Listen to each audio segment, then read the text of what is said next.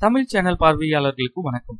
1000 ரூபாயுடன் நியாய விலை கடைகளில் அளிக்கப்பட்டு வரும் பொங்கல் பரிசை விட்டுத்தர தமிழக அரசு தற்போது அழைப்பு விடுத்துள்ளது. இதற்கான வாய்ப்பினை உணவுத்துறையின் அதிகாரப்பூர்வ இணையதளத்தில் வழங்கியுள்ளது. பொங்கல் பண்டிகையை முன்னிட்டு தமிழகத்தில் உள்ள அனைத்து குடும்ப அட்டைதாரர்களுக்கும் 1000 ரூபாயுடன் 1 கிலோ அரிசி, சர்க்கரை, உலர் திராட்சை, கரும்பு ஆகியன வழங்கப்பட்டு வருகிறது. இந்த திட்டம் கடந்த திங்கட்கிழமை முதல் தமிழகத்தில் உள்ள அனைத்து நியாய விலை கடைகளிலும் நடைமுறைப்படுத்தப்பட்டுள்ளது.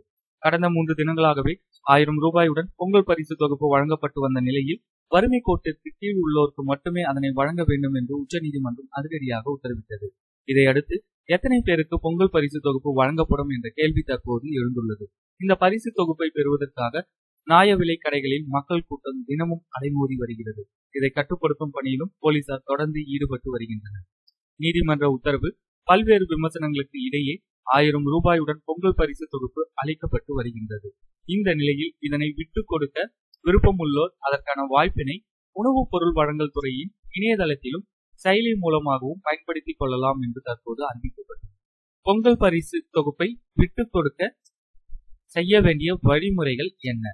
உணவுப் பொருள் வழங்கல் துறையின் அதிகாரப்பூர்வ இணையதளம் www.tnpds.gov.in என்ற இணையதளத்தில் பயனாளர் நுழைவு பிரிவு உண்டு. இதிலிருந்து உள் நுழைந்தால் உணவுத்துறையில் பதிவு செய்துள்ள மொபைல் எண்ணை பதிவு செய்ய வேண்டும். இதன் பின் மொபைல் எண்ணிற்கு ஒருமுறை பயன்படுத்தும் எண் SMS ஆக வந்து சேரும்.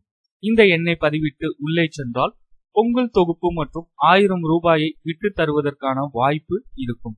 இந்த வாய்ப்பினை பயன்படுத்தி பொங்கல் தொகுப்பு 1000 ரூபாயை நீங்கள் விட்டு தரலாம்.